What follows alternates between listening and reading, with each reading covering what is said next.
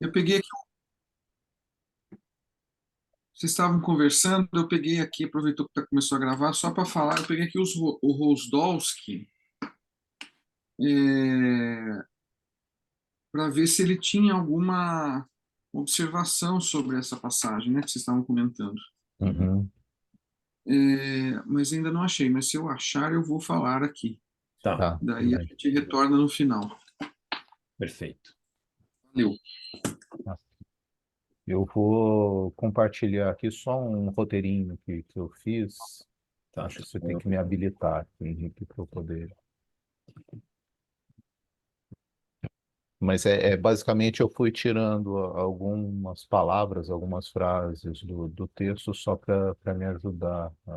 Já habilitei. Uhum. Sim. Perfeito. Deixa eu colocar em minha apresentação. Acho que assim está melhor, né? Perfeito. Então, eu fiz só uns destaques aqui de conceitos e temas, só para ajudar também a ir guiando aqui, mas eu vou olhando o texto na íntegra também. Então, o título da seção 9 é Legislação Fabril, na tradução que eu estou seguindo aqui, Legislação Fabril, Cláusulas Sanitárias e Educacionais, sua generalização na Inglaterra.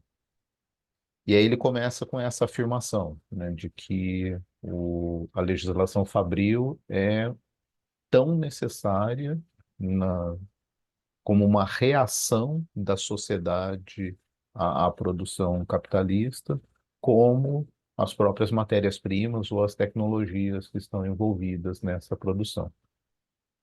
Então aparece aqui como um elemento indispensável, talvez, né, da própria construção aí da estrutura do, da produção capitalista à legislação fabril. Eu fiquei pensando aqui nessa afirmação com relação aos métodos de produção anteriores, né? Então, os métodos de produção anteriores não exigiam uma, uma legislação porque talvez as coisas eram feitas mais numa tradição oral e a maneira como se produzia e como se fazia não dependia exatamente de uma legislação do Estado, né?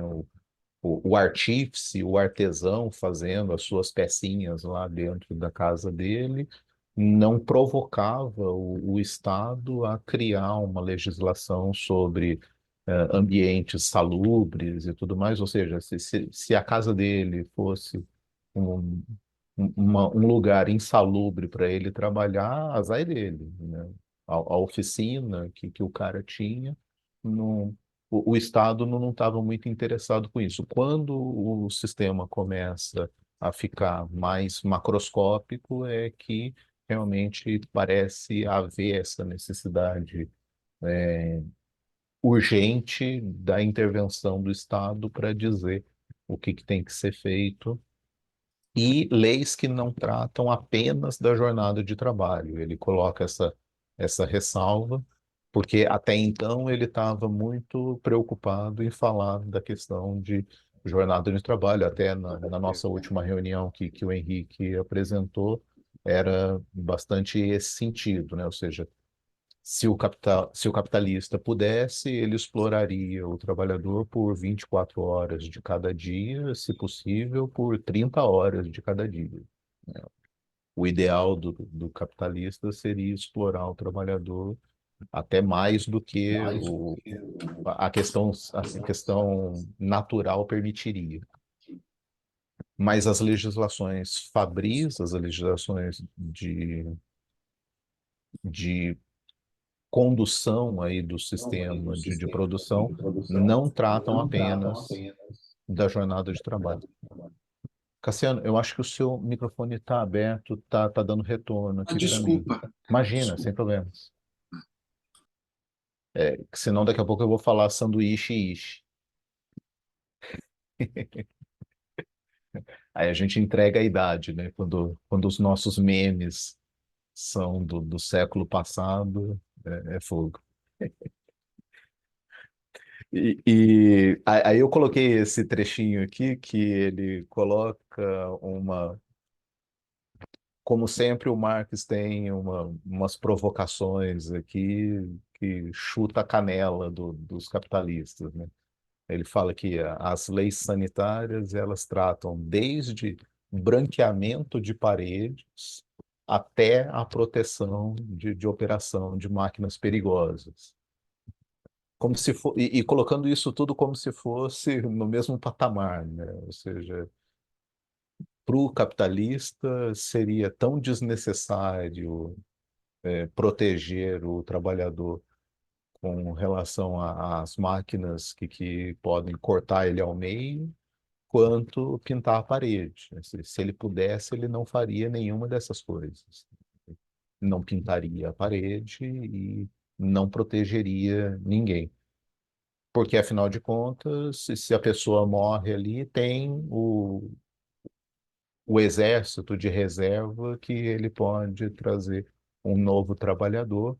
E até um pouco mais para frente, ele vai falar, né, da questão de que não há necessidade nenhuma não há necessidade de nenhum conhecimento mais específico para operar a máquina, diferentemente do que acontecia lá na produção de manufatura. Portanto, se aquele trabalhador morrer, eu coloco um outro no lugar, sem necessidade de nenhum treinamento, e ele continua fazendo o serviço do mesmo jeito. Aí, essa frase é aqui, né? Bem no comecinho, ele fala das leis, além da sua redação, que facilita ao capitalista transgredi-las, as cláusulas sanitárias são extremamente exíguas, limitando-se, na verdade, a estabelecer regras para o branqueamento de paredes e algumas outras medidas de limpeza, ventilação e proteção contra máquinas perigosas. Esse proteção contra máquinas perigosas parece ser colocado ali como uma coisa leviana. Assim, tá no mesmo pacote de melhorar o ambiente e também, se der, garantir a segurança da vida das pessoas. E aí vem também uma observação que eu não coloquei aqui no resuminho, mas no meu texto aqui eu grifei, que há necessidade também da intervenção do Estado, nesse caso, para apresentar as leis, já que não vale a máxima de que numa sociedade com interesses antagônicos, aqui eu estou citando, né, abre aspas, numa sociedade com interesses antagônicos, cada um promove o bem comum ao buscar a sua própria vantagem. É por isso que tem que ter lei, porque não dá para deixar cada um buscando o que para si vai ser melhor e esperando que com isso o bem-estar coletivo aconteça. Porque para o capitalista, o que é melhor é explorar o trabalhador nas últimas possibilidades. E, portanto, não dá para considerar que atingir o melhor mundo possível dele garantiria o bem-estar coletivo. Avançando um pouquinho mais para frente, então tá aí a questão dos acidentes, né? Ele narra ah, alguns relatórios, ele cita alguns relatórios aqui que falam de acidentes durante um período aí de 4 anos, 6 acidentes fatais, 60 mutilações graves e ocorrências que poderiam ter sido evitadas por meio de simples dispositivos ao preço de poucos shillings. Então, de novo, a questão de quanto custa ao dono da empresa impedir a morte dessas pessoas, mas ele não está interessado sequer em fazer isso. Aí aqui também me fez lembrar de uma palestra que eu ouvi de um professor de matemática. Acho que ele é dinamarquês ou norueguês, é um dos vikings lá de cima, mas ele mora aqui no Brasil já há bastante tempo, é professor lá da Unesp de Rio Claro, o Ole Skovsmose. E ele tem alguns trabalhos que ele defende o que ele chama de educação matemática crítica. Ele pega um pouco da etnomatemática, pega algumas coisas do Paulo Freire também e cria esse termo, educação matemática crítica. E numa palestra dele, ele comentava sobre um caso que houve de uma montadora de veículos que os carros começaram a dar problema e houve até alguns acidentes com morte por conta de uma falha de projeto, né? O carro pegou fogo e o motorista morreu. E eles colocaram os matemáticos da empresa para fazer uma conta de quanto que custaria fazer um recall de todas as unidades vendidas e fazer a manutenção, e o quanto que eles pagariam, né, qual era a probabilidade de pessoas morrerem, e o quanto eles pagariam de seguro para as famílias dessas pessoas que morreram por conta da falha do projeto. E colocaram na balança esse segundo caso era de menor custo. Então não fizeram o recall. Deixa os carros darem problema, deixa as pessoas morrerem, paga seus seguros, porque é mais barato fazer isso do que recuperar todos os carros e impedir que as pessoas morram por esse motivo.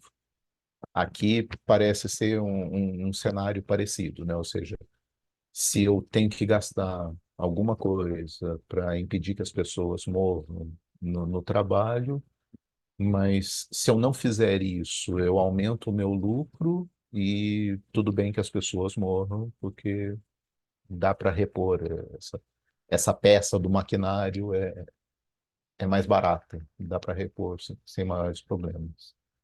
E isso aparece depois, um pouquinho mais para frente também, quando ele fala da questão de garantir qualidade do ar dentro dos ambientes de trabalho, ao invés de permitir que ocorram casos de tuberculose e outras doenças pulmonares.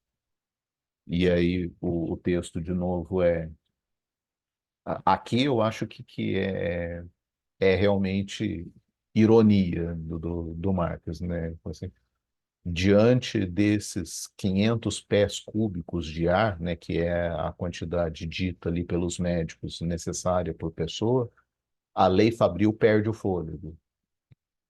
Então, a lei diz que tem que ser, mas as empresas não fazem, e elas não fazem sob o argumento de que isso é impossível, vai gastar muito, então não dá. E no final do parágrafo, ele vai dizer assim: com isso, eles declaram, na realidade, que a tuberculose e outras doenças pulmonares que atingem os trabalhadores são condições vitais do capital. Então, é necessário para o capital que as pessoas fiquem doentes, porque não deixá-las adoecer criaria uma contradição com a própria ideia do capital.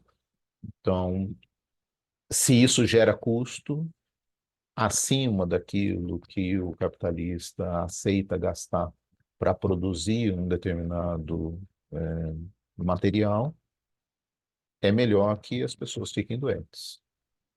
No entendimento do capitalista, a doença respiratória é menos relevante do que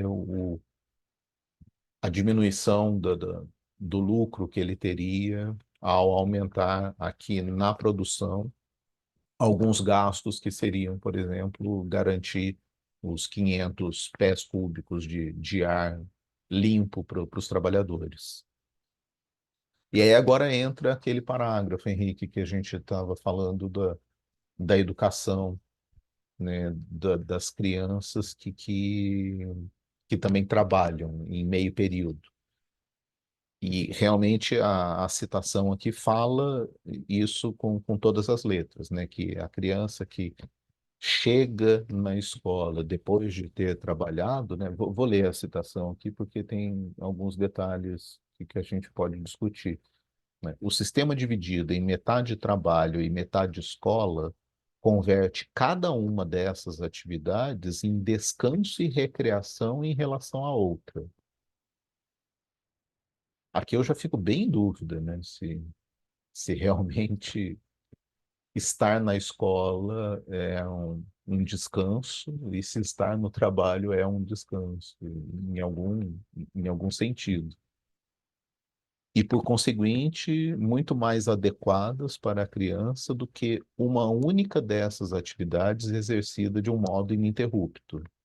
Um menino que desde manhã fica sentado na escola não pode rivalizar, especialmente quando faz calor, com outro que chega animado e plenamente disposto de seu trabalho. Aí esse finalzinho aqui também eu não sei o quanto é verdadeiro, se as crianças chegam animadas e bem dispostas depois de ter trabalhado meio período e entrar na escola. Mas tem um comentário que ele faz logo em seguida aqui que me deixou também na ideia de uma comparação, né? Ele fala da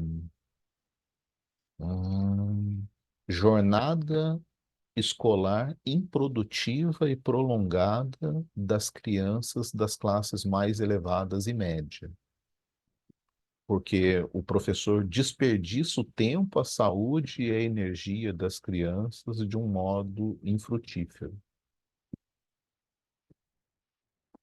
Portanto, ficar na escola o tempo todo, no entendimento dele, realmente seria ruim. Que também seria importante trabalhar em algum momento.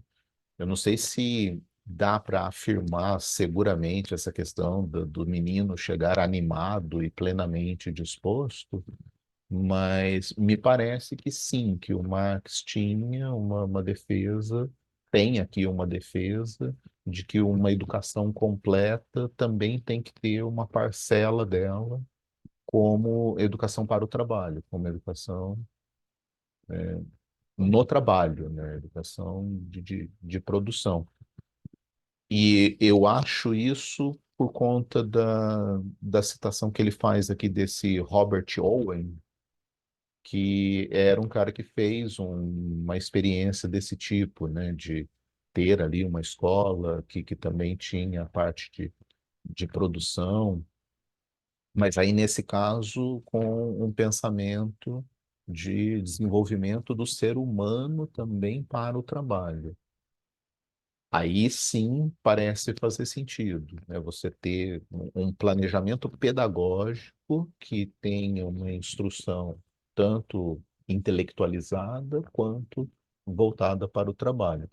O que eu não consigo concordar é que isso seria verdade de simplesmente pegar a criança e botar ela para trabalhar em situações insalubres lá da fábrica durante, sei lá, 5, 6 horas e depois pegar essa criança e colocar num ambiente escolar durante 5, 6 horas, sem nenhum tipo de planejamento e sem nenhum tipo de conversa entre esses dois ambientes. Me parece, assim, do pouquinho que eu li, que a ideia do Owen era um pouco mais cuidadosa, né? Era realmente um projeto de uma formação mais holística. Mas aí queria ouvir vocês também sobre esse ponto, que eu acho que é um ponto importante. Ah, não sei, é como a gente falou um pouquinho no início, né, da dúvida se ele estava sendo irônico ou não. Eu vou falar assim, no geral, do que vem na minha cabeça, eu acho que essa ideia de educação para o trabalho é uma ideia boa, mas como você falou, desde que seja super bem planejada e acompanhada. Eu acho que a chave está nisso, está no acompanhamento que o sistema possa fazer, né? E que o sistema esteja preparado para fazer ajustes, né? Porque dependendo da idade vamos supor, do pré-adolescente ou do adolescente, é tudo muito sensível, né? E o mundo do trabalho também é muito, muda muito, pode ser muito exigente, enfim, eu acho que não é em si uma ideia ruim, mas é muito fácil que as coisas não funcionem bem. É muito fácil corromper essa ideia e fazer com que nenhuma das duas aconteça bem feito, né? Né? É por isso que eu coloquei como resumo aqui a diferença entre a educação dos filhos dos ricos e dos filhos dos trabalhadores, porque o filho do rico, de acordo com o que ele está dizendo aqui, fica o tempo todo na escola. E no próprio entendimento aqui do Marx, e fazendo citação aqui um discurso do Sênior, ah, é ruim isso também. Então, o filho do rico também está sendo prejudicado por ficar só na escola o tempo todo e não ter a oportunidade de aprender outra coisa, aprender uma prática, fabril, por exemplo. Só que o filho do trabalhador, ele está tendo uma escola pela metade em relação à escola do rico. Lá no final da ponta, quem é que vai ser o dono da empresa? Né? Quem é que vai ser médico? Quem é que vai ser advogado? Quem é que vai estar na classe social que toma as decisões? É o cara que teve meia escola ou é o cara que teve escola inteira?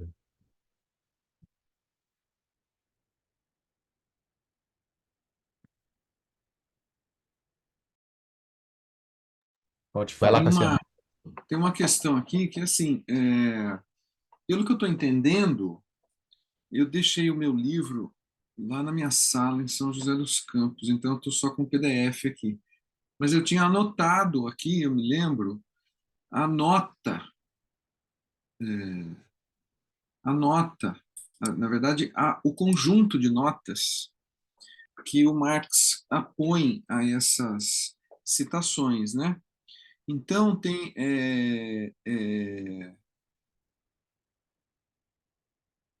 duas notas aqui que eu acho que são interessantes, quer dizer, que são quais são as fontes que o Marx está utilizando para embasar essa argumentação dele, né? É, é, e são relatórios da inspeção, né? Então eu acho que tem esse contexto que você falou primeiro, quer dizer, se não for por uma imposição da comunidade política organizada, não haverá absolutamente nenhuma melhoria nas condições de trabalho, né? E aí eu acho que isso vem da leitura que ele faz lá da maquinaria, né? Quer dizer, a maquinaria ela tem a contradição em si, porque ao mesmo tempo que ela permite a libertação total do trabalho humano, ela necessita do trabalho humano para criar. Então, assim, é absolutamente contraditório. E essa contradição não é a contradição boa, né? Essa é aquela que leva ao fim da história, né? Porque mata as pessoas, né? Daí o exército de reserva, tudo aquilo que a gente já viu. Mas eu acho que tem esse ponto, então, né? Quer dizer, por ser absolutamente contraditório, é necessário impor certos limites à exploração capitalista do trabalho subjetivo, né? Trabalho humano. Então, são relatórios, e daí eu acho que o Marx confia muito nesses relatórios. E para fazer o ponto que eu acho que é importante aqui, que é o seguinte: veja que tem uma nota aqui. Você falou que você está usando a edição da Boitempo, né, Henrique? Na nota, no Sim, PDF que eu baixei agora aqui, é a nota 297, 298, 299, sim. 299, 300. Uhum. Né? Essas notas são realmente interessantes, eu acho, porque ele fala: existe uma combinação de ginástica com ensino obrigatório nas crianças nas fábricas e colegiais pobres. Veja só, nota 298, sobre os resultados mais vantajosos da combinação entre ginástica e ensino obrigatório das fábricas e colegiais pobres. Então, eu acho que ele realmente acredita que é possível uma combinação Isso é. vantajosa disso, né? Ao mesmo tempo, ele fala na outra nota que é um ingênuo fabricante de seda, certo? Um ingênuo fabricante de seda. Eu acho que ele aí, evidentemente, ele quer dizer que o fabricante é realmente ingênuo e que ele está sendo irônico, né? O Tá. Marx está sendo irônico. Agora, o que o fabricante de seda fala? Naturalmente, o trabalho não pode ser estafante demais, nem repulsivo ou insalubre. Eu gostaria que os meus filhos alternassem o trabalho e recreação com a atividade escolar. Então, acho que essa que é a ingenuidade dele, é achar que nas condições capitalistas é possível que o trabalho não seja nem repulsivo nem insalubre, que os meus filhos, adoraria que meus filhos, tá bom, Uhum. sei, É, exato. tá bom, É né? é a mesma ideia, assim, né? O filho do deputado, ele é atendido no hospital do SUS ou ele é levado lá para o Sírio-Libanês, né? Exato, exato. Agora, eu acho que tem uma outra coisa aí que é a seguinte daí, né? Na nota 300, eu acho que aparece o Marx mais Marx mesmo, que ele coloca, né? A grande indústria revoluciona Uhum. o modo de produção material, as relações sociais e também as cabeças, né? E aí ele cita aqui o caso desse sênior aí, não sei o que, coisa e tal, né? Uhum. E as leis, né, que proíbe os pobres de educarem os filhos, certo? Então acho que aí o Marx é o próprio Marx. Aí eu acho que ele não está sendo irônico, não. Está falando, olha, e aí eu acho que o sentido do argumento no texto é o seguinte: a educação dos patrões, a educação dos filhos dos patrões, né, da burguesia, é uma educação formal, que está descolada da realidade da produção material e dos modos de reprodução social, né? Uhum.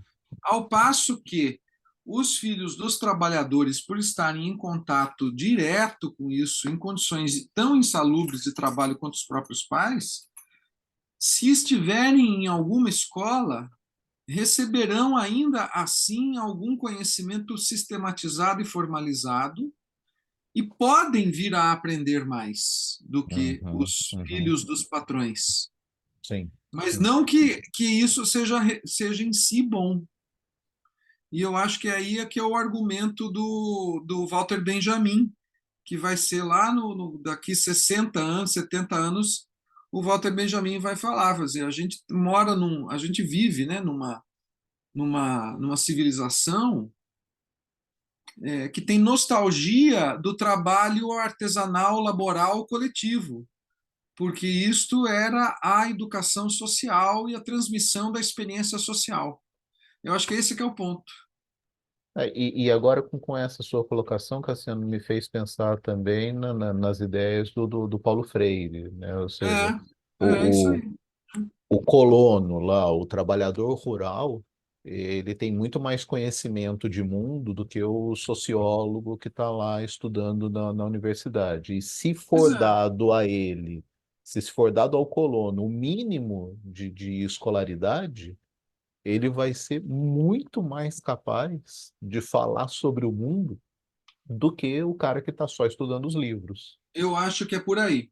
Eu acho que toda essa tradição, acho que até o Gramsci vai por aí, né? A Uhum, questão do uhum, intelectual orgânico, né? Porque o que eu acho que a questão a dicotomia entre teoria e prática, né? Quer dizer, você tem aí condições extenuantes e violentíssimas de realização do trabalho que impedem as pessoas de refletir sistematicamente sobre a sua própria condição, tanto para o filho do patrão, que tem lá uma escola, e a gente precisa lembrar, né, que a escola do século XIX, eu não sei exatamente qual é o exemplo de escola que o Marx conhece, né? mas se a gente pensar nas pesquisas do Foucault, por exemplo, que mostram lá a instituição escolar, né, a instituição, os hospícios, as prisões, as instituições escolares, né, naquele modelo militarista, né, Uhum. quer dizer, tudo ali paralelo. Então, aí fica interessante pensar que o Marx, essa escola que o Marx conhece, né, lá na Inglaterra, né, quer dizer, então é um ensino formal, abstrato e, ao mesmo tempo, disciplinador ao extremo, né, mas que não tem contato com o real. E as fábricas, de uma certa maneira, permitem esse contato com o real justamente pelas suas condições degradantes. E aí o mínimo de sistematização conceitual ele já propicia. Então, acho que a fé do Marx na revolução pelo proletariado é esse ponto. Então, eu acho que ele está sendo irônico aí com a ingenuidade, eu acho, de pensar que, né, quer dizer, o fabricante de seda, meus filhos, gostaria muito que trabalhassem, né? Claro que o trabalho não pode ser repulsivo. Não, não, isso eu concordo, mas, meu caro, se liga. Mas né? Assim, Mas é, mas é. E ainda que seja, é por causa disso que possibilita quando o estudante entra em contato com algum conhecimento sistemático de mundo, essa é a faísca revolucionária que precisa, que é a coisa que vai nascer daí digamos assim, a consciência da autonomia do proletariado. E eu uhum, acho que esse que é o ponto que é historicamente determinante, que eu acho que daí o Paulo Freire, né, quer dizer, deposita as esperanças nisso, que é propiciar à classe trabalhadora um momento de autorreflexão e de sistematização da sua própria experiência de vida, por meio da ciência, né? uhum. E eu acho que é isso. Também não tem marxismo negacionista não existe, né?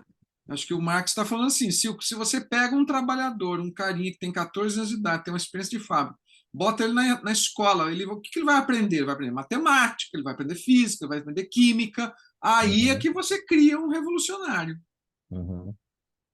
né? Aí é que está a faísca da revolução, que é o cara que vai conseguir. Aqui então aquilo que eu faço no torno mecânico tem tudo isso por trás, essa ciência que possibilita. Esse que é o negócio, né? Né? Quer dizer, então eu leio assim agora, porque as notas eu acho que são reveladoras, né? Onde que ele põe a ironia e onde que ele põe a sua confiança, digamos assim, né? Uhum. Enfim, assim eu Para li mim, essa para passagem. mim fica bem melhor compreendido agora que o desejo, a utopia, né, a utopia real do Marx aqui é uma formação plena do cidadão que tenha tanto a parte intelectual quanto a parte de produção, né? Saber lá serrar uma madeira, saber construir alguma coisa, ter essa capacidade também de produção como algo necessário ao ser humano e que realmente tanto o filho do rico quanto o filho do pobre está sendo alijado de uma educação plena, porque enquanto esse fica só na abstração e pior ainda, né, dentro desse sistema escolar que é autoritário e que ensina as pessoas a serem autoritárias, né, porque o cara que passa por um regime de opressão ali enquanto está na escola, depois quando ele for chefe de alguém, quando ele for dono de alguma coisa, ele vai replicar essa mesma estrutura em qualquer ambiente social onde ele tiver, né? E o filho do pobre, por outro lado, fica sem os recursos intelectuais para poder questionar isso, né? E simplesmente vai sendo levado pela onda de, de só trabalhar, porque chega um determinado momento que uma dessas atividades certamente ele não vai dar conta de fazer, que é o estudo, né? O cara que trabalha e estuda, em algum momento ele vai deixar de estudar, porque ele não pode deixar de trabalhar.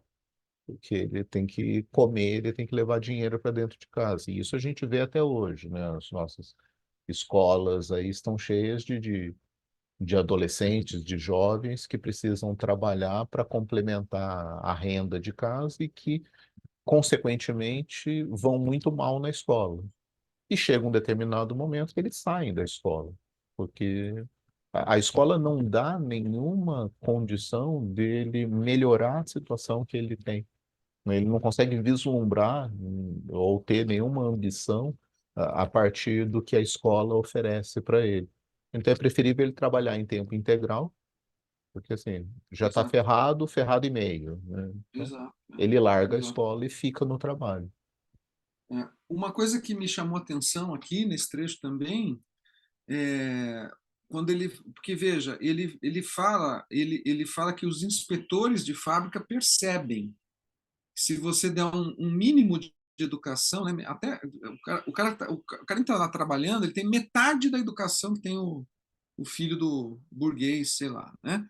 Então, se der essa metade do ensino para o cara, em tempo, né, do ensino, em matérias, sei lá o quê, ele já aprende tanto quanto, ou até mais. E aí é que vem a citação. Essa citação que você citou aqui, né? É, eu acho que a questão é a seguinte: tem que ser a citação que ele faz é do relatório, né? E aí Sim. eu acho que a ironia do Marx se volta para essa, digamos, Pro essa autor do corrente, relatório, para o né? autor do relatório. Quer dizer, veja como o trabalho na fábrica possibilita. Porra, cara, imagina, entenda bem. Quer dizer, se não fosse essa fábrica degradante e se a educação fosse colada às condições de vida, seria maravilhoso. Mas não é. As pessoas aprendem como podem e trabalham como necessitam. Né? Não é a questão é outra. Então, isso me lembrou aqui, esse trecho aqui, essas notas, me remeter imediatamente. Eu pensei num exemplo, eu lhe fiz uma relação aqui com o John Dewey.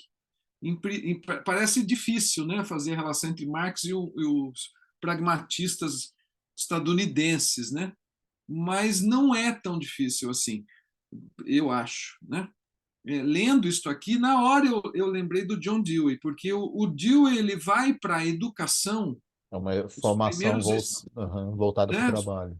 Exato. Quando ele entra em conta, quando ele vai para Chicago, ele assume, eu acho que é um dos primeiros, se não é, se não, acho que é o primeiro emprego do Dewey é em Chicago, lá na Universidade de Chicago.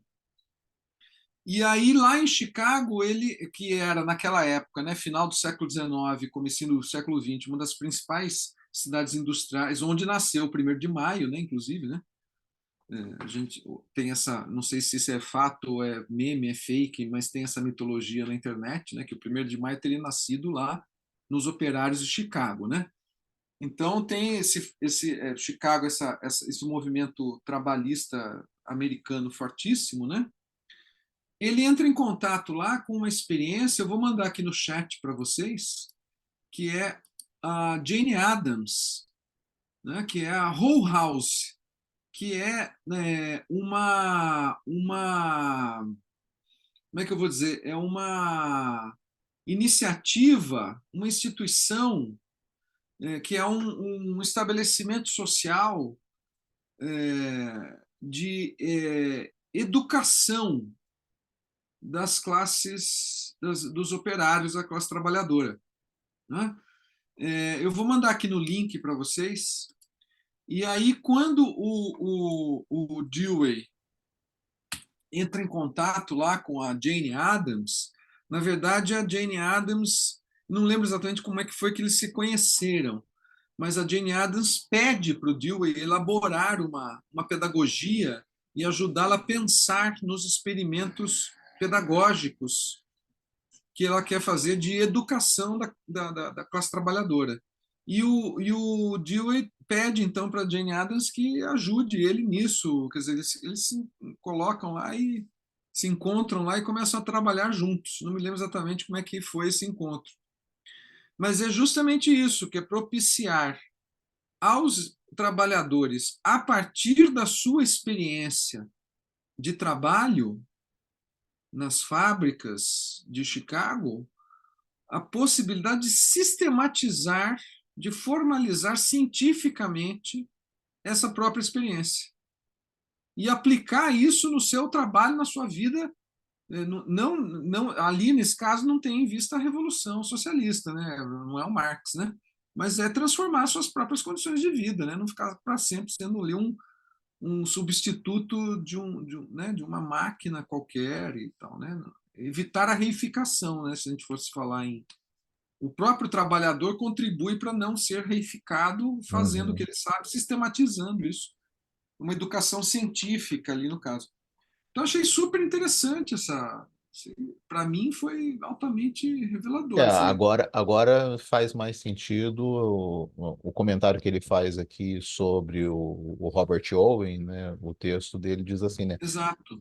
Do sistema fabril brota o germe da educação do futuro, É que há de isso aí. conjugar para todas as crianças, a partir de certa idade, o trabalho produtivo com o ensino e a ginástica, não só como Exato. forma de incrementar a produção social, mas como o único método para a produção de seres humanos desenvolvidos em suas múltiplas dimensões. É isso aí.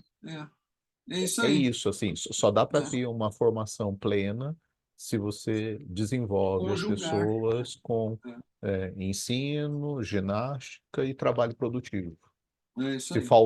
faltar um desses, você não tem o desenvolvimento pleno do cidadão. Vai ser Exato. sempre uma pessoa com algo faltando, e esse É, algo faltando certamente vai criar danos na sociedade como um todo. é. O, E é a o filhinho separação de entre o. burguês, o filhinho de É, burguês que nunca trabalhou, quando ele for chefe de alguém, ele não tem experiência nenhuma do que é o trabalho. Então ele vai exato. exigir das pessoas. Eu estava, agora tive que sair um pouco cedo, estava escutando no rádio que o Ministério do Trabalho lá no Rio Grande do Sul está tendo que autuar empresas porque estão exigindo que as pessoas voltem ao trabalho, né? Pessoas que estão desabrigadas, pessoas Exato. que perderam a casa, a empresa está exigindo que o cara compareça ao ambiente de trabalho. E o Ministério do Trabalho está tendo que ir lá e autuar a empresa porque está fazendo algo que é contra a legislação. Exato, é. Exato. E É eles estão isso, querendo, né? Assim. já estão propondo, inclusive, modificar a legislação para autorizar as empresas a descontar salário, não pagar fundo de garantia, não sei o que, né? Já estão fazendo, esse movimento existe lá na. Eu acabei de ver também ontem, anteontem, uma história dessa aí. Então, Não, e eu acho que é quem está isso. na situação, quem tá na situação de ter ali os meios de produção, se sente no direito de exigir das pessoas coisas que elas próprias não fariam, né? De É, novo, o fabricante de seda adoraria que o filho dele estudasse e trabalhasse, mas certamente ele nunca colocou o filho dele lá na fábrica. exatamente. Exatamente. Nunca colocou e jamais colocará, né? Eu acho que essa é que é a questão, né? Sim. E aí tem uma, eu acho que tem outras coisas que a gente pode ligar aqui do pensamento do Marx e da leitura que ele faz do capitalismo. Eu dei uma procurada aqui no Owen, né? Esse Robert Uhum, Owen, uhum. ele era filho de artesãos, trabalhava lá em Manchester, né? Nas Isso. fiações lá, não sei o quê. E um dado interessante aqui da biografia dele é que ele, claro, como inglês, né? Ele virou um seguidor, um utilitarista, né? A primeira grande doutrina com a qual ele se identifica é o utilitarismo, e ele foi caminhando para uma visão socialista com o tempo, com a sua experiência de vida, digamos assim, né?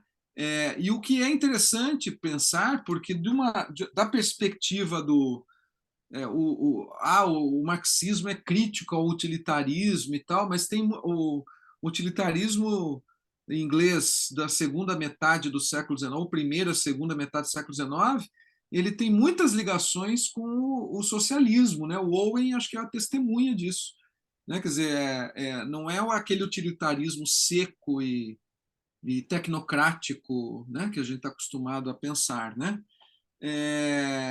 E aí tem um ponto que eu acho que é interessante, né? Sociedades como essa Hull House aí, lá em Chicago, havia muitas, né? Havia muitas. No site da Hull House eles falam, havia muitas instituições, por exemplo, religiosas. Agora, havia instituições seculares que não eram religiosas. A Hull House era uma instituição secular que botava depositava as suas esperanças na educação formal, né? E isso tem a ver com a questão ali do Marx, como ele fala do eu acho, né? Faço eu esta relação. Por que a escravidão deixou de ser um negócio interessante para o capitalismo, né? Eu acho que esse aqui é o ponto. Quer dizer, quando ele fala assim, até os inspetores de fábrica perceberam que quando o operário tem um mínimo de educação, é melhor, Uhum. né? Então, eu acho que essa que é a questão. Inclusive, é um argumento anti-taylorista, né? É contra porque o Taylor, quando ele descreve aquele trabalhador estúpido, ignorante, brutalizado, reificado, é uma idealização. Ele forja um diálogo imaginário. Ele fala: vamos pensar, vamos conversar vamos imaginar aqui um operário. Esse operário ele precisa obedecer tem que racionalizar, porque senão ele só faz cagada.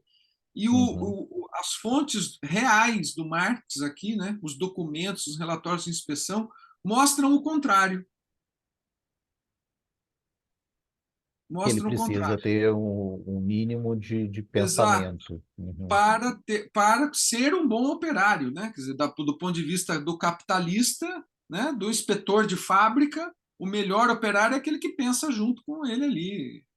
Então, a separação entre o trabalho intelectual dos administradores, da classe de gestores, engenheiros, e o trabalho puramente manual que fica reservado aos trabalhadores, ela pode ser lucrativa imediatamente, mas ela é contraditória com a própria finalidade do empreendimento capitalista em longo prazo, médio Uhum. prazo, né? Uhum. Então, acho que é interessantíssimo pensar, relacionar esse trecho com essas questões que a gente veio a pensar posteriormente, né? É, essas coisas me suscitou aqui né? Então, quer dizer, por que o capitalista por que deixou a escravidão? Ué, por quê? Porque é melhor um trabalhador que saiba o que está fazendo do que um escravo que você vai lá, mata e não Uhum. brutaliza como se, né? Porque ser humano é ser humano. Você não tem ideia. Às vezes é ruim que tenha. Tem umas ideias que a gente não gosta. Tem alguns seres humanos que seria melhor não terem ideia. Melhor não ter ideia. Às vezes a gente pensa, pô, não é para ter ideia. Por que você foi ter essa ideia?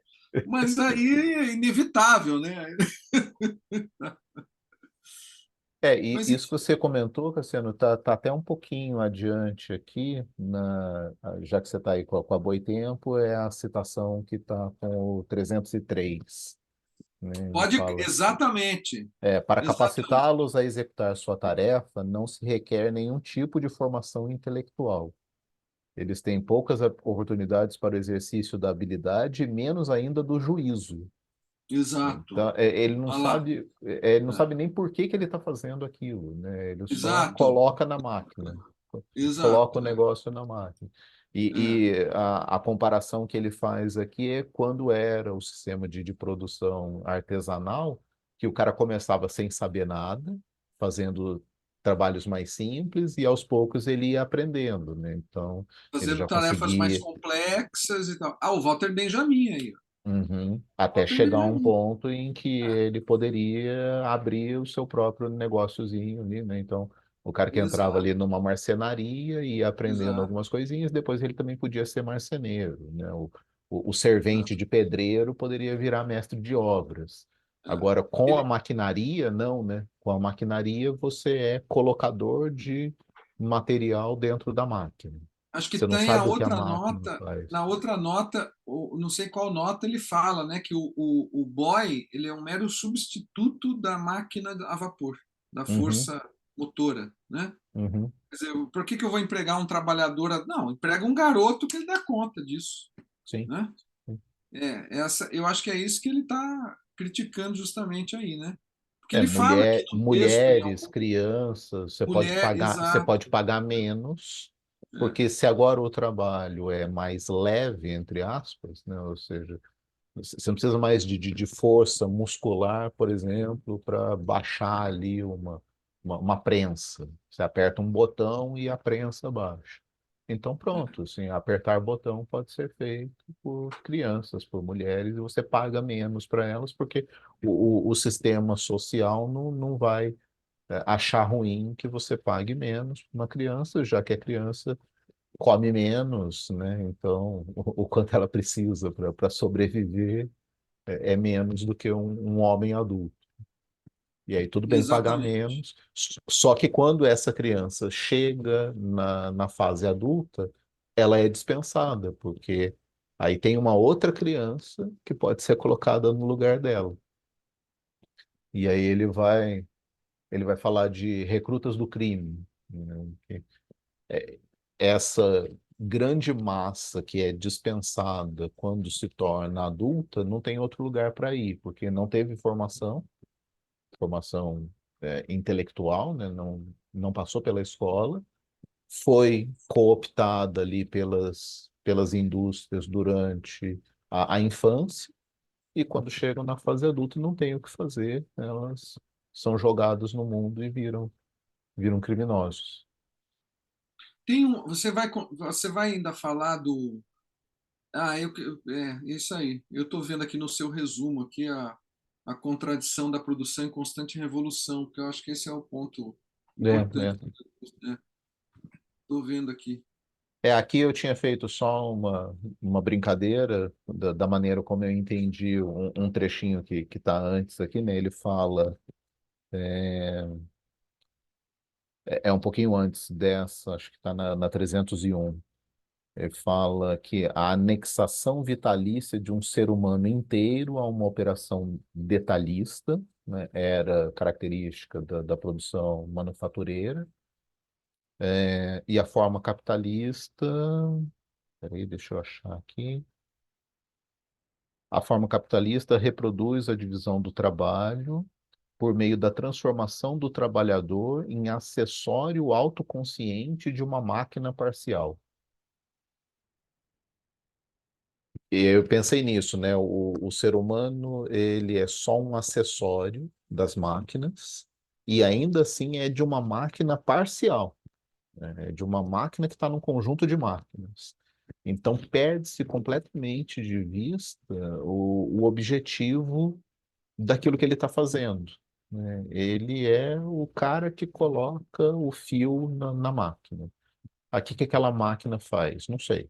Mas ela usa esse fio para fazer alguma coisa que depois vai cair numa outra máquina que vai fazer outra coisa. Então, eu não tenho a mínima ideia do que eu estou fazendo aqui. Eu só sou colocador de fios. Diferente do que acontecia antes, que a pessoa, mesmo que ela desenvolvesse uma peça, né, lá do cara que ajudava a construir uma carruagem. Aí ele fazia a roda da carruagem. Mas ele sabia o que ele estava fazendo. Ele estava fazendo a roda da carruagem. Ele tinha uma noção de onde que ia encaixar aquela peça que ele estava produzindo numa coisa, não. Mesmo que ele não fizesse a carruagem toda, ele tinha essa consciência. E no sistema fabril ainda acontece essa bagunça que o cara perde. E justamente por poder fazer qualquer coisa, pode ser qualquer pessoa. Já não tem mais necessidade de especialização. Deixa eu ver se tem mais alguma coisa nesse trecho aqui. Não. Aí passa justamente aí para essa parte da tecnologia dissolvendo processos. Eu demorei O para exemplo que entender ele dá, isso. Henrique, eu acho interessante, né? Só para complementar o que você falou, o Uhum, exemplo que ele dá eu acho interessante que ele dá o exemplo da impressora, né, da máquina das gráficas, que o saber ler e escrever era uma necessidade da própria atividade, era uma Uhum. exigência do trabalhador. O cara começava na gráfica criança, ele ia aprendendo a ler e escrever com a própria atividade dele de montar os tipos, Os né, e os tipos. Aham. clichês e tudo tinha que fazer. Então ele tinha que aprender a ler e escrever, né? Então é uma integração. Por mais degradante que seja ali o trabalho e brutalizador, né? Ainda assim tem uma combinação entre teoria e prática, né? A máquina impressora acaba com isso, o cara não precisa mais saber ler e escrever, só basta botar papel Sim, ali. sim. Se você é analfabeto ou não, o problema é seu. Vocês E devem aí a conhecer, brutalização é muito maior, né? me fez Maior. lembrar agora, vocês devem conhecer aquele filme Idiocracia. Idiocracia, conheço, conheço. É Conhece, isso aí. Henrique? É. Tá, depois eu coloco a descrição aqui, mas chega um determinado ponto lá do filme que o cara tem que operar uma máquina, uma espécie de um totem de autoatendimento, e é tudo baseado em ícones, porque as pessoas não sabem mais ler, então não tem mais palavras, tem ícones que são apertados. E dá para você ter uma máquina que funcione só com ícones. Isso realmente pode dispensar a capacidade de ler, Tipo os celulares? por exemplo, né? Se você consegue reconhecer o que é o botão de liga-desliga, né? O que é o botão de, né, inicia, pausa, avança, retrocede, você não Exato. precisa saber ler. Ah, aham.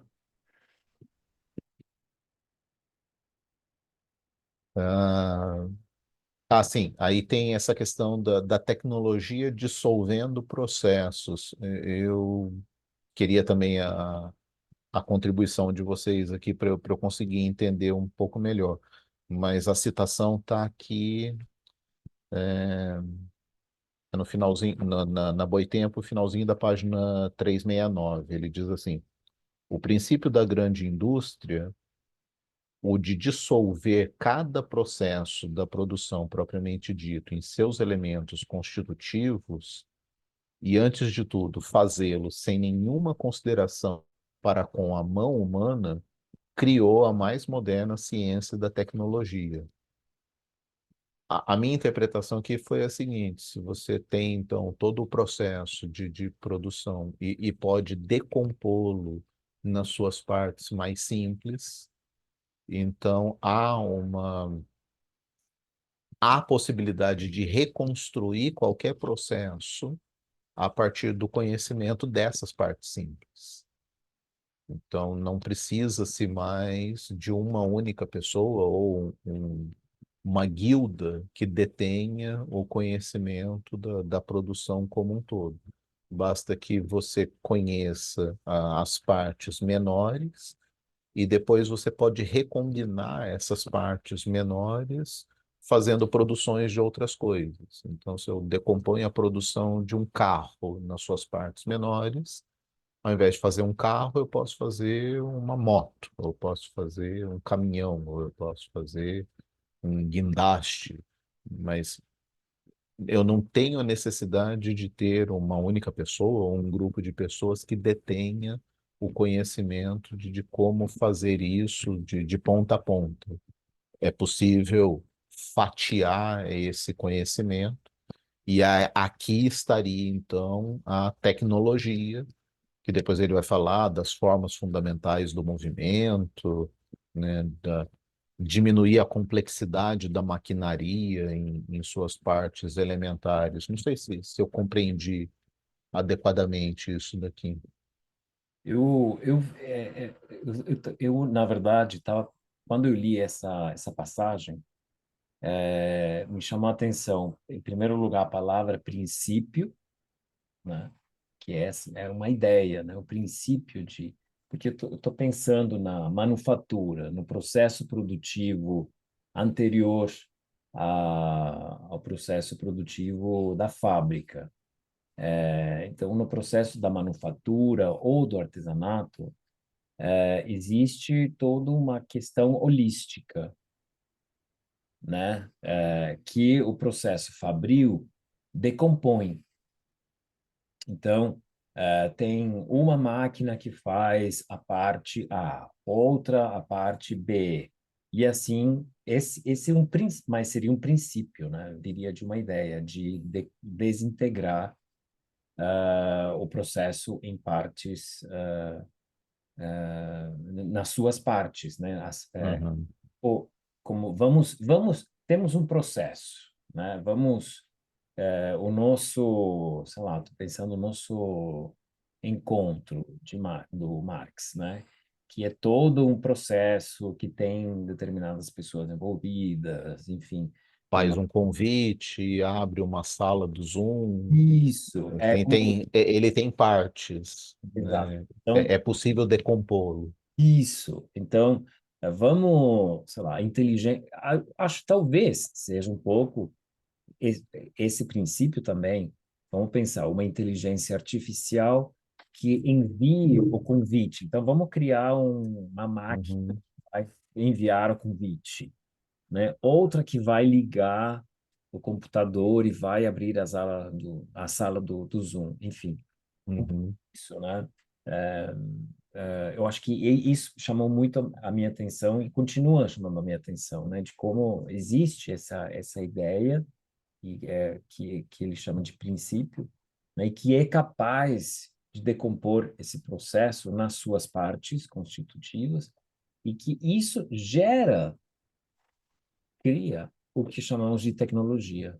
uhum. Que na verdade eu fiquei fiquei pensando nisso, né? Essa foi a minha. E gera um tipo de conhecimento que pode, a minha percepção foi assim, gera um tipo de conhecimento que pode ser utilizado em outra situação, né? Então, se eu entendo qual é o processo de organizar as nossas reuniões aqui, eu posso me aproveitar disso para organizar as minhas reuniões lá na faculdade. Uhum, Eu peguei um processo que servia para cá e repliquei ele para lá.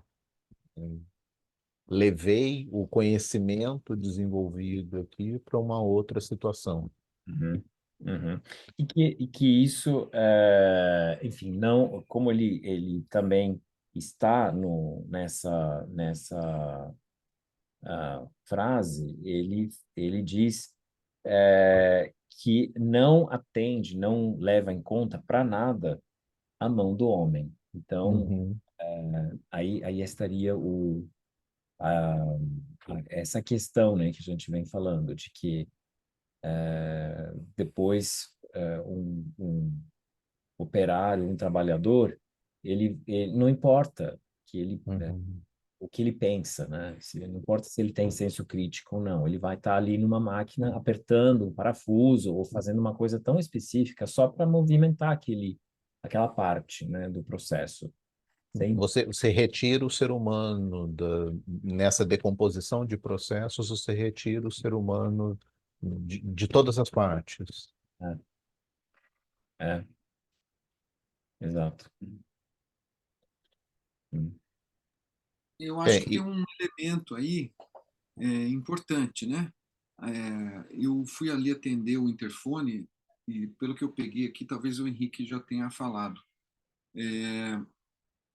mas é a liberação, é a autonomia que a grande indústria proporciona à base técnica da produção capitalista, né? Aquele ponto que, inclusive, foi o ponto que eu apresentei lá no capítulo sobre a maquinaria, manufatura, aquelas coisas lá, né?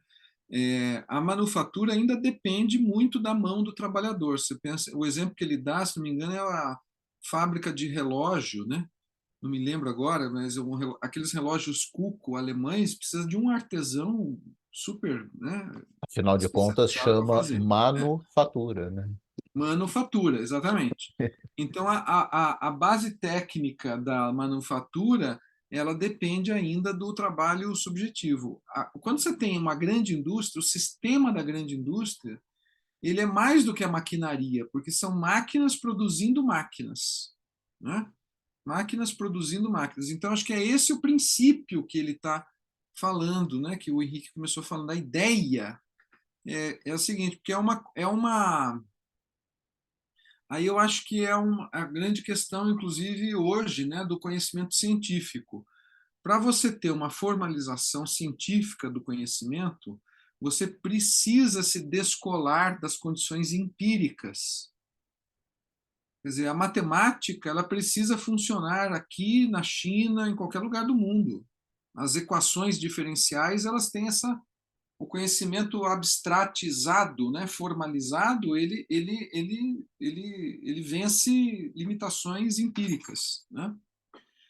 Ao mesmo tempo, para poder ser utilizado, ele precisa voltar a ser contextualizado. Sem isso, a gente não tem. E aí é que está o negócio, quer dizer, acho que é uma ingenuidade, eu não sei exatamente se o Marx está. Mas eu vejo esse tom aí nas entrelinhas, né?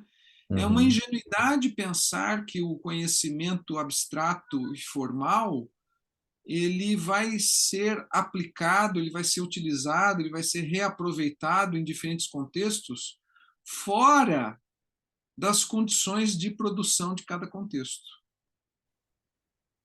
né? Então, o princípio da grande indústria, acho que funciona nesse sentido. Você Uhum. consegue separar cada um dos processos, formalizar cada um dos processos, descobrir quais são os elementos que o constituem e reutilizar isso, né, sem considerar a mão humana, dada a finalidade da produção da grande indústria que se alastra pelo mundo, né? Que se alastra pelo mundo. Eu acho que ele está pensando aí no processo de expansão, está pensando em Estados Unidos, está pensando em Europa, né? Eu Uhum. acho que ele não está pensando no Brasil, nesse caso, está pensando nesse Mas, processo. mas aqui nesse caso, Cassiano, Henrique, o que ele está dizendo é que isso é uma característica da grande indústria. É, Ele não está dizendo ainda que isso é bom ou ruim, né? Assim, não. ainda não é uma crítica aqui, até ele não cita, como ele cita em outros pontos aqui, o capital, o capitalista. Aqui ele está falando que é uma característica da grande indústria, que poderia ser bem utilizada também para o desenvolvimento social, né? Ou seja, a Sim, tecnologia não é ruim per si. em si, não. Eu acho que a chave para colocar essa questão aí, Henrique, está logo adiante. Porque uma vez que ele fala, né, a tecnologia descobriu as poucas formas fundamentais do movimento.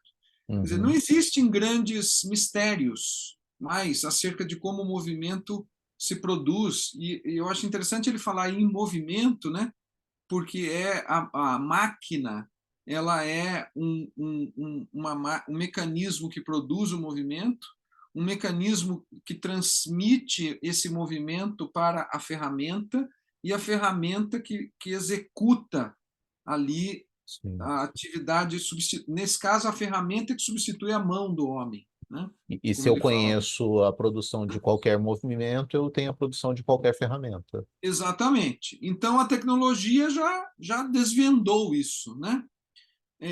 Agora, ele fala o seguinte: exatamente por você conseguir separar esses elementos e reaplicá-los em diversos contextos, claro que você sempre vai ter que voltar para o contexto, né? Mas a possibilidade de você aplicar isso em diversos contextos se dá justamente por essa descoberta que, olha, formalizou aqui as leis gerais do movimento. É isso que torna a indústria moderna revolucionária, como ele fala logo em seguida. Uhum, Quer dizer, não é porque num certo contexto esses princípios, essas leis do movimento vão ser usadas assim, que isso vai ficar assim para sempre e deve ser assim em todos os contextos. Na verdade, o que esse conhecimento abstrato e formal permite é que você possa sempre modificar o contexto de aplicação. Por isso que é revolucionário. Porque se eu estou fazendo uma produção assim agora, aqui, é apenas por uma limitação técnica, uma limitação laboral, trabalhista, política, sei lá, moral, às vezes. Vai saber agora, né? Quer dizer, Uhum. aí cada contexto tem as suas próprias limitações. E Mas que eu posso seria uma coisa boa se eu deixasse à disposição para que todo mundo pudesse utilizar se isso para todo mundo produzir puder. coisas. Não, claro. Em princípio, eu não preciso ficar preso a esse contexto. O Uhum, conhecimento me liberta do contexto. uhum, Então, o que faz o capitalista, o capitalista não, né? Mas o capitalismo, né? Vamos montar uma fábrica no Brasil, mas eu posso montar na Bahia, em São Paulo, no Mato Grosso, no Amazonas. Onde vamos montar? Onde o contexto for mais propício. sim. Se no, se no Brasil já tem limitações muito grandes a nossa empresa capitalista, a gente paga um ditador em qualquer outro lugar e monta a fábrica lá, livre das limitações contextuais ali. Por que o capitalista pode fazer isso? Porque ele tem o conhecimento. Se a Uhum. classe trabalhadora tiver esse conhecimento, a própria classe trabalhadora pode definir onde montar essa fábrica. E aí eu acho que é a grande. São as ironias lá da educação que a gente estava falando, né?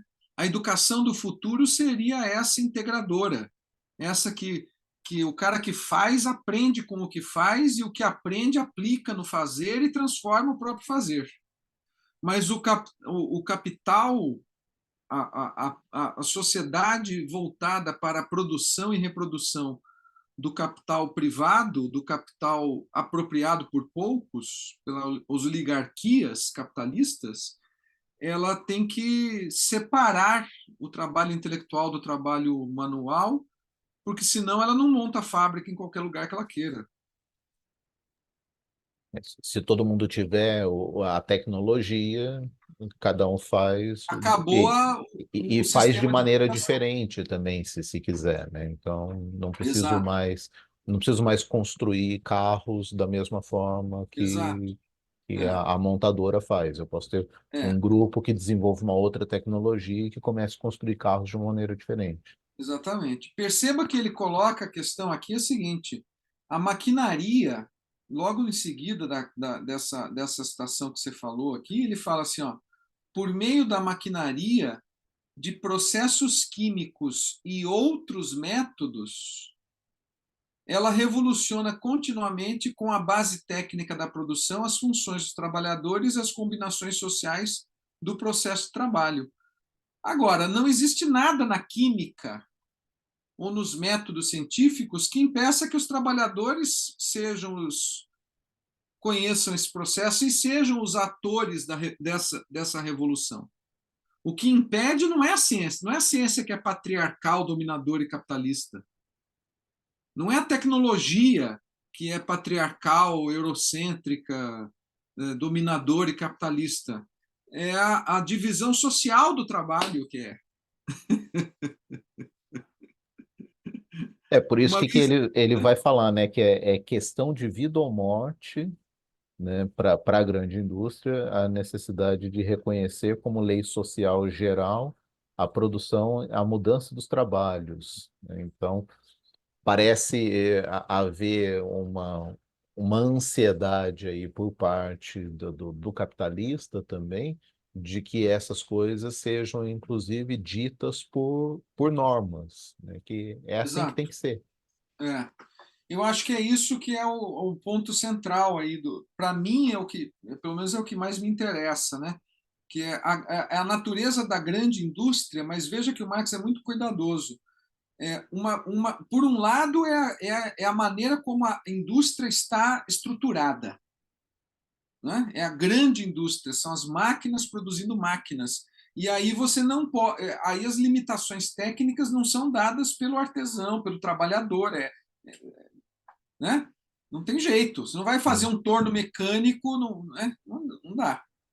A outro lado é aqui a grande indústria, na sua forma capitalista, é que reproduz a Sim, divisão do sim. trabalho.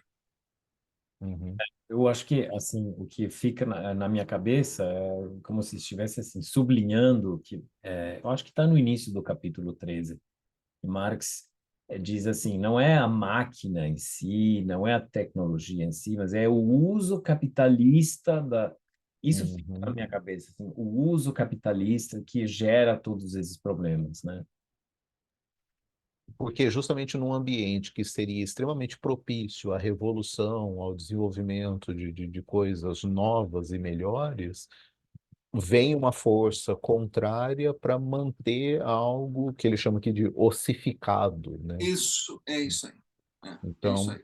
aquela reprodução da divisão do trabalho fica reproduzida continuamente, mesmo que a tecnologia avance. E fica Exato. contraditório, porque a gente teria um ambiente propício para desenvolvimento de coisas novas, inclusive de novas relações sociais, e essas não acontecem. Isso, Acontece a revolução tecnológica, mas não acontece a isso. revolução social.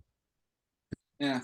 Eu enfatizei esse ponto, e eu acho que esse é o ponto importante, porque assim, eu costumo sempre, uma vez eu fui dar uma palestra, eu sempre ouço isso, não é incomum eu ouvir isso, principalmente no atual contexto, né? Que tem aí novas teorias que estão aí circulando no nosso meio de esquerda, acadêmico e tal. Eu sempre ouço assim, você enfatiza muito a ciência ocidental, patriarcal, mas não há outras formas de saber. Eu falei, bom, gente, vamos lá. Não é a ciência que é patriarcal, não é a química, não é a física, não é a matemática que é patriarcal.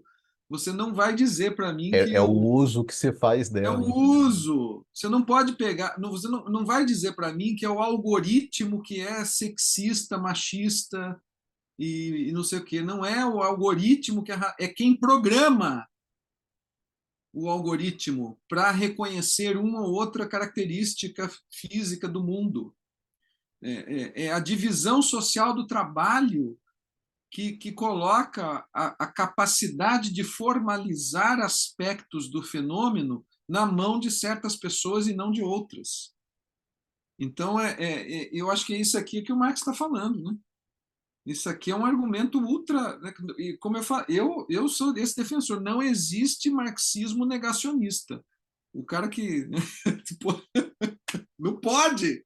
Como é que você vai confiar na revolução se você não existe revolução sem conhecimento, né? sem transformação Sem da ciência, realidade, né? Sem ciência? Não né? existe. Sociologia, história incluído nisso. Né?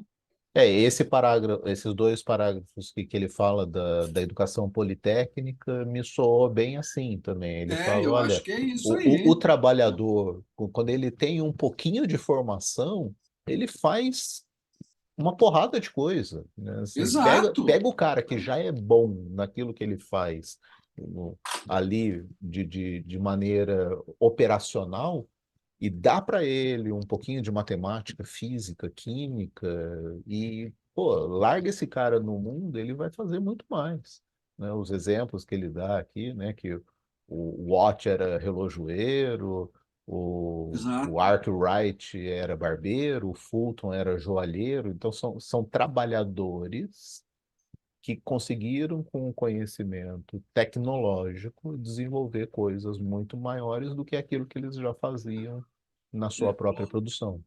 Logo em seguida, ele reitera de novo o ponto que o Henrique falou, que está no começo lá do capítulo 13, que ele fala, eu estou com o livro aqui na tela, a hora que você falou, né, da Politécnica, eu na hora bati o olho aqui no texto, aqui, ó, mas tampouco resta dúvida de que a forma capitalista de produção e as condições econômicas dos trabalhadores que lhe correspondem encontram-se na mais diametral contradição com tais fermentos, veja, fermentos revolucionários, e a sua meta, a superação da antiga divisão do trabalho. Eu acho que a divisão do trabalho que ele está falando aí é essa entre o trabalho intelectual e o trabalho manual. Uhum. A educação dos trabalhadores ela é fundamental para superar essa divisão. O cara que trabalha tem que saber como é que ele está, o que significa aquele trabalho. Quer dizer, tem que formar engenheiros para trabalharem no chão de fábrica, fazendo as coisas que os operários fazem. Os operários precisam se transformar em engenheiros e os engenheiros precisam se tornar em operários. E os gestores não podem ser estar lá gestando e não ser nem engenheiro, nem operário, nem nada. Quer dizer, tem que. Então né, E a ideia de fermento aqui, eu acho que fermento. tem uma analogia interessante, né? Porque você já tem uma grande massa de trabalhadores, né? O fermento é uma porção pequena que você coloca numa grande massa e muda aquela massa, né? Então, se você Não, e é conseguir uma. mesmo que É, poucas pessoas tenham acesso a isso, mas que sejam pessoas do proletariado, vai acontecer a revolução. o que eu acho. O que não Então, pode é ser a massa inteira de trabalhadores sem nenhum conhecimento. o que eu diria é o seguinte, é que a metáfora do fermento ela é interessante também do ponto de vista de um antideterminismo. Quer dizer, você fermenta ali, vai crescer. Não sei se a revolução vai acontecer, mas alguma Uhum. transformação nas condições Vai mudar. Uhum. vai mudar, Uhum. vai mudar. Uhum. Né? Pode ser a tomada do poder político, pode ser a revolução socialista, comunista, sei lá, né? Mas esse fermento vai Num primeiro alimentar as momento pode ser, contradições e uhum. as contradições vão transformar a realidade social. Num primeiro momento pode ser só uma mudança técnica, tecnológica. Exato, Então, assim, é eu isso. desenvolvi uma outra máquina que faz isso de uma maneira melhor do que aquela máquina fazia. Exato, exato. Ela pode ser só. Ele fala em algum momento, eu acho que é a reconfiguração das relações de trabalho, alguma coisa assim. Uhum. Mas eu acho que a metáfora do fermento ela funciona também num sentido antideterminista, quer dizer, como se a história estivesse fadada a chegar na. Não, eu acho que não é bem assim. As transformações é que vão produzir uma revolução, né? Mas a revolução não está dada, ela pode ser Uhum. fermentada, ela pode ser alimentada, ela pode ser incentivada e tal.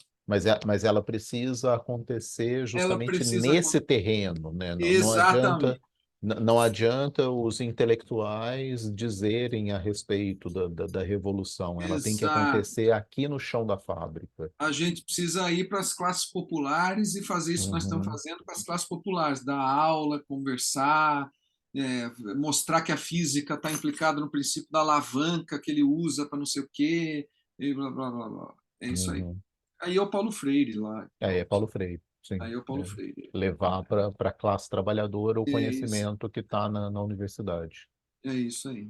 Eu acho que é É, isso. acho que de certa forma varreu aqui o que eu tinha anotado de resuminho, só eu gostei também dessa comparação que ele faz da relação pais e filhos e patrões Isso. trabalhadores, principalmente num trecho que ele fala que os pais não deveriam deter o poder absoluto de transformar seus filhos em simples máquinas com o objetivo de extrair deles certa quantia de salário semanal. Da mesma forma, os patrões também não deveriam tratar os seus trabalhadores da mesma forma, né? Como máquinas de produção. É interessante também Ah, que nesse contexto, né, ele fala, né, do absurdo de considerar a forma cristã germânica da família, né, sim, como como a paradigma. essência, né, a essência da família, o modelo, né, o paradigma da família, o que está super também hoje em dia é um debate fudido aí, né, nas novas gerações aí, essa coisa da família o patriarcal, essas coisas. Então, acho interessantíssimo As pessoas de bem, as pessoas de bem, né? Família é pai, mãe, filho, né? Aquela coisa é, bem, né? tradição, família e propriedade. Bom, depois vem um trecho longo aqui, são aquelas entrevistas com trabalhadores de Minas, né? Aí eu fui tirando só alguns trechinhos aqui também que chamaram mais a atenção, né? Deixa eu ver se eu coloquei isso no resuminho. Não, não coloquei. Mas tem algumas coisas da entrevista ali do burguês com o trabalhador, né, que são risíveis, né, quando ele fala da criança que ficava lá no duto de ventilação e estava escuro. Ele falou assim, ele não poderia aproveitar o tempo para ler um livro. E a gente vê argumentos desse tipo, estúpidos desse jeito, ainda hoje, né, na realidade. Quando se pensa na situação de vida das pessoas mais desfavorecidas, da mesma maneira como se fossem os da classe média alta e os ricos, né? Nesse período da pandemia que a gente passou, ficou nítido a questão da parte educacional, né? Então, vamos transformar todas as aulas em aulas online, vamos distribuir aí videoaulas para o pessoal assistir. Lá no Instituto Federal onde eu trabalho, a gente tinha algumas alunas que são mães e que elas tinham um celular apenas para dividir entre ela própria e três filhos que estavam em idade escolar e que também precisavam assistir aulas. Então, às vezes ela falava para mim assim, ó, professor, eu só consigo assistir a sua aula por 30 minutos, porque depois eu tenho que entregar o celular para o meu filho para ele também assistir a aula dele. E é mais ou menos o que o burguesinho aqui acha que a criança pode fazer, né? Se ela está lá ociosa, ela lê um livro, né? Depois tem uma outra questão, né, que ele fala, bom, mas você acha que os julgamentos são feitos favoráveis aos patrões, né? Não, não seria ruim ter um gasto a mais do patrão, né? O patrão tem que gastar a mais. Isso acabaria trazendo depois um prejuízo para você mesmo. Então, todo um malabarismo retórico aqui para tentar fazer com que o trabalhador aceitasse a sua condição e parasse de reclamar, né? Aceita que é assim mesmo, de novo, as estruturas ossificadas aqui das relações de trabalho. De novo, a questão escolar vem à tona aqui, né? Então, não, quando se pede, por exemplo, que as crianças fossem mandadas para a escola, isso está.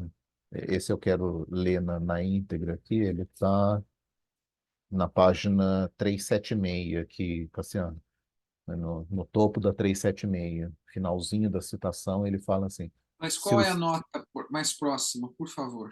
a nota mais próxima. Caramba, a nota mais próxima está longe. Caramba. É porque o meu não tem página, é EPUB, Ah, então tá, eu. tá. Ó, acho que fica mais fácil você ver aí pelo item 6, inspeções de minas. Tá legal, Tá? Ou tá um legal. pouquinho, ou um pouquinho antes de trabalho feminino. Ah, É, tudo bem, a achei aqui. citação diz assim: se o Estado exigisse que toda criança fosse mandada à escola, de onde sairiam então escolas para todas as crianças? O burguês é um babaca, ele é um imbecil, né? Assim, olha, não tem escola para todo mundo, então não é para vocês a escola.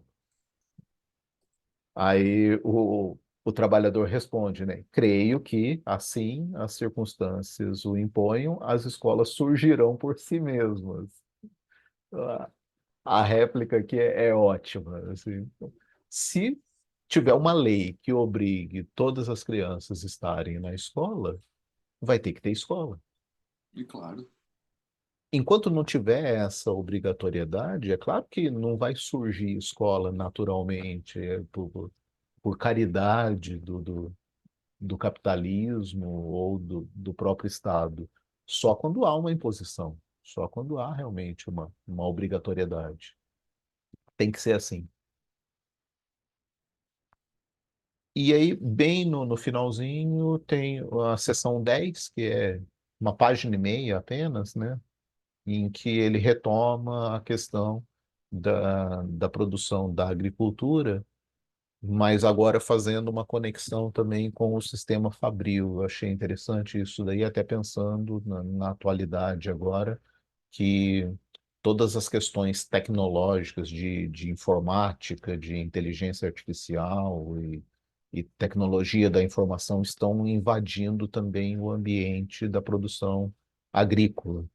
Então, aqui ele está fazendo por enquanto, né? Ele está lá ainda bem antes disso, mas já fazendo uma observação interessante de como que as estruturas do sistema fabril são trazidas agora para o ambiente da produção rural e que não há mais o mesmo tipo de relação do homem com a terra, já não é mais a relação do camponês que mora ali naquela terra e a produz, mas é um cara que vai lá, da mesma forma como o trabalhador da fábrica vai lá para apertar parafuso, o cara vai lá para plantar e colher, mas sem uma relação tão afetiva com a terra como era o caso do trabalho anterior. E aí eu fiquei pensando também ouvindo uma propaganda de alguma empresa dessas de telecomunicação, falando assim: ah, nós estamos garantindo que no agronegócio tenha internet em todos os lugares, para que possa usar os drones, para que possa fazer as máquinas funcionarem e que tenha Bluetooth para tudo quanto é lugar. Eu falei, bom, legal, né? Então não precisa nem mais do ser humano operando o trator. Agora você pode fazer um trator com um controle à distância e o operador do trator pode estar sentado numa sala de ar-condicionado aqui em São Paulo, aqui na capital, e comandar o tratorzinho lá no interior, colhendo a plantação. É talvez o ápice da maquinaria chegando, inclusive, no agropop. E sempre ele fecha com uma frase bonita, né? Uma frase de efeito. Ele fala: por isso a produção capitalista só desenvolve a técnica e a combinação do processo de produção social na medida em que solapa os mananciais de toda a riqueza, a terra e o trabalhador. Estamos vendo isso agora, né? Estamos vendo isso agora. O que eu acho, quando você chama atenção para isso, você falou da frase bonita, no meio desse mesmo parágrafo, uma frase que eu marquei aqui, quando eu li o texto, é, foi assim, bom, essa é a síntese do desastre ecológico que estamos Sim, vivendo hoje no Brasil, que ele fala assim, aqui no meio do parágrafo, ele fala assim, ó, na agricultura, assim como na manufatura, a transformação capitalista do processo de produção aparece a um só tempo como o martirológio dos produtores, o meio de trabalho como meio de subjugação, exploração e empobrecimento do trabalhador, a combinação social dos processos de trabalho como opressão organizada da sua vitalidade, liberdade e independências individuais. Estamos vendo isso no Rio Grande do Sul há anos. As denúncias lá de trabalho de regime análogo à escravidão, né?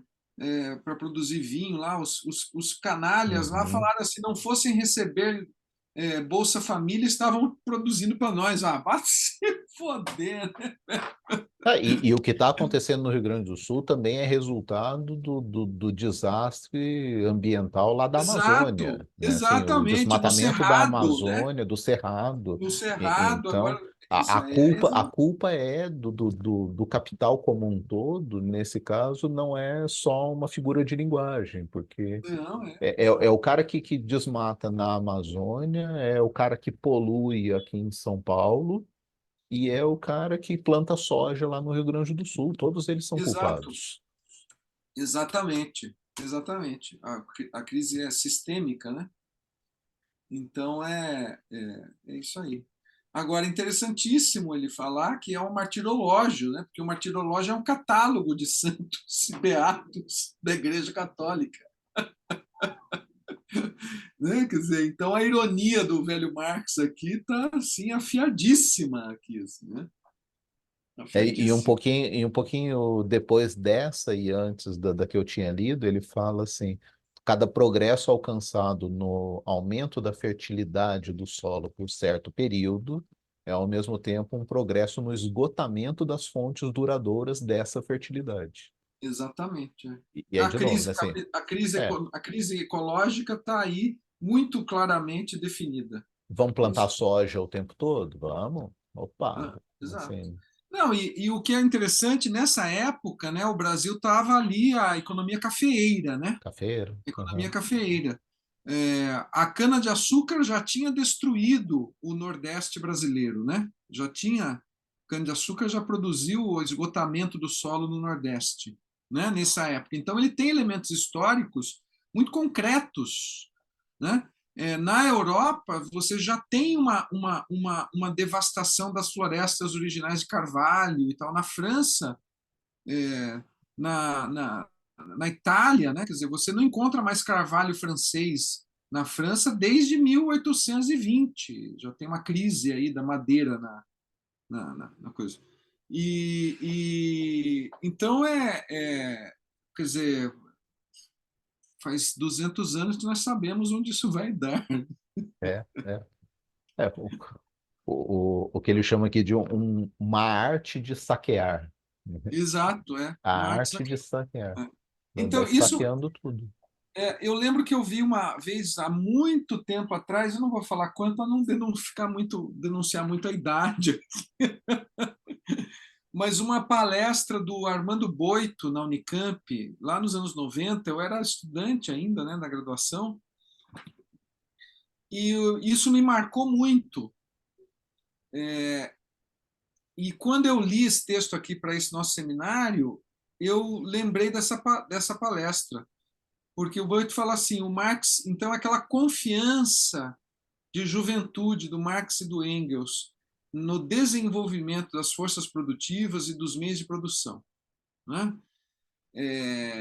Se você ler o Capital, falava o Boito, no Capital, o Marx já anuncia uma desconfiança com relação a isso. Não basta apenas desenvolver os meios de produção, não basta apenas desenvolver as forças produtivas, seja qual for o conceito que você use de força produtiva, que é um conceito super escorregadio, né? É preciso modificar a divisão social do trabalho. Sem essa modificação social do trabalho, o que vamos ter é uma crise ecológica sem precedentes. E o Boito falou isso assim em 1990 e alguma coisa, 94, acho, 93, 94, nem me lembro agora que ano que foi isso, mas é aí, comecinho, meados dos anos 90. Ele falou assim, porque o problema, o Marx já anuncia, já está desconfiado de que esse progresso tecnológico ele vai levar ao esgotamento do planeta. Aí, quando eu li essa passagem, eu E falei, aí de bom, é novo, isso. né? E aí de novo, se tivesse deixado com que os agricultores tradicionais tivessem tido tecnologia, eles teriam pensado estratégias de garantir uma exploração, ou seja, a gente precisa realmente plantar, colher e produzir, mas respeitando o solo, né? Se tivesse dado aos antigos colonos ali um mínimo de conhecimento tecnológico para fazer a produção, teria sido feito. É só ver os exemplos aí das plantações do pessoal do MST, né, que faz respeitando uma tradição mais ancestral, mas também trazendo tecnologia para o processo. Ou seja, é possível plantar soja, é possível colher o algodão, a cana, respeitando a terra, né? Respeitando os conhecimentos.